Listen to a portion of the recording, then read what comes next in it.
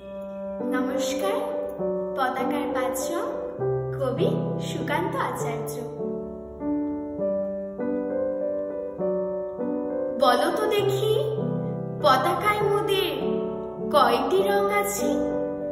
শিক্ষক এসে শুধালেন হেসে দ্বিতীয় শ্রেণীর কাছে। একসাথে মিলে সব ছেলে বলে চিৎকার করে জোরে, তিনটি বর্ণ রয়েছে রাঙানো জাতীয় পতাকা জুড়ে। শ্রেণীর পিছনে বেঞ্চের কোণে শিশু ছিল এক বসে, পতাকার মাঝে পাঁচ রং আছে বলল সে মৃদু ভাষে। কথা তার শুনে বাকি শিশুগণে হেসে খায় লুটোপুটি।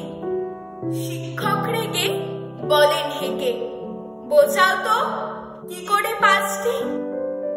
মাথা নিচু করে ভয়ার্ত স্বরে সরল শিশুটি বলে, উপরে গেরুয়া, মাঝখানে সাদা, সবুজ আছে তার তলে, আর আছে আঁকা গোলাকার চাকা, নীল রং আছে এতে।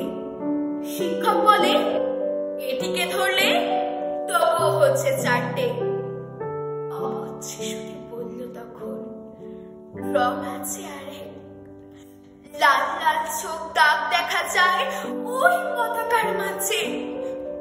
বাবাকে যখন আনলো ওরা কফিনের ঢাকা খুলে, জড়ানো রয়েছে দেহখানা তার পতাকার ফুলে। রক্তের দাগে ছিল লাল চোখ ওই পতাকার মাঝে। এই নিয়ে মোট হলো পাঁচটি, এবার তো ঠিক আছে। সরল শিশুটির জবাবখানি কাঁপিয়ে দিল বুক। অশ্রু এলো নয়ন ভরে, শুকিয়ে গেল বুক। আজও যারা দেশের জন্য করছে বলিদান, স্বাধীনতার শহীদ সম তাদের অমর প্রাণ। হয়েছে স্বাধীন, পেরিয়ে গেছে ৭০টি বছর। দেশ বাঁচাতে যাচ্ছে যে প্রাণ, রাখছি কি তার খবর? নমস্কার।